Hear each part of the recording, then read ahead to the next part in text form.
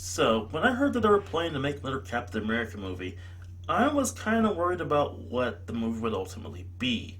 I mean, Marvel Comics, for some time back and forth, has struggled to exactly figure out what to do with Captain America when he's not running around with the Avengers. I mean, yeah, they eventually settled on something eventually. I mean, not just the Hydra thing, that was something later. I mean, in regular comics before the Hydra thing happened. But I mean, at certain points, there was just some really goofy ideas. Such as the time he started calling himself Nomad, the man without a country. No, I'm not kidding. Look it up. That suit is absolutely ridiculous.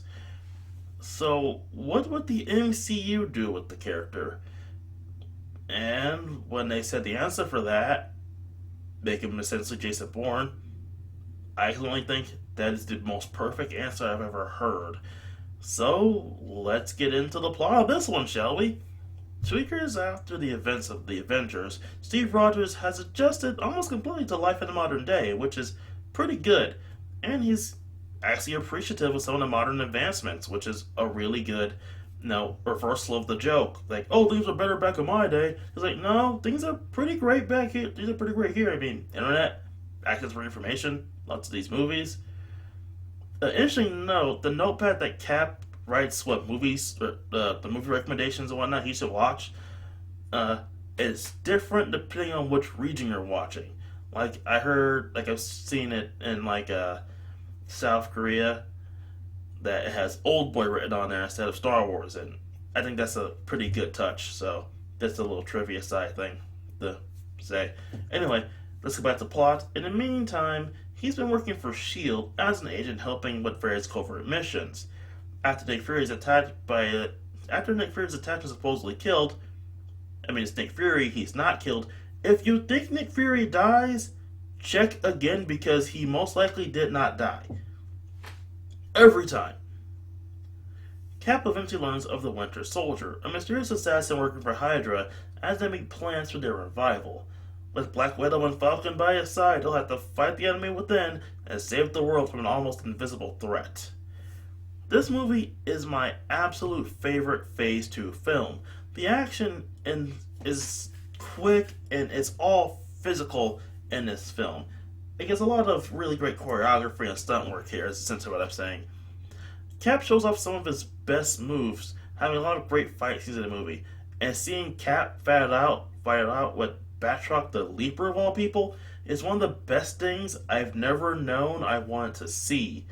Oh, and that elevator scene is just glorious. It rivals Old Boy's hallway scene, to bring another Old Boy reference into things.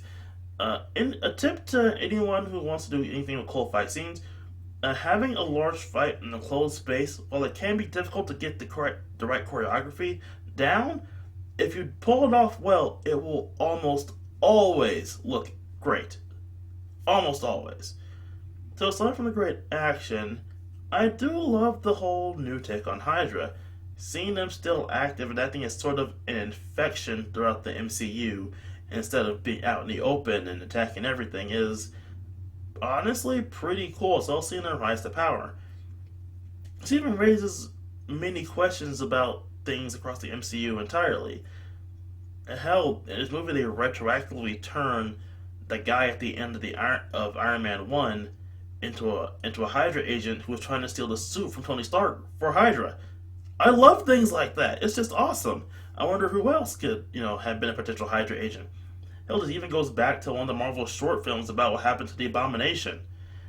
It's just so cool, the possibilities that this has.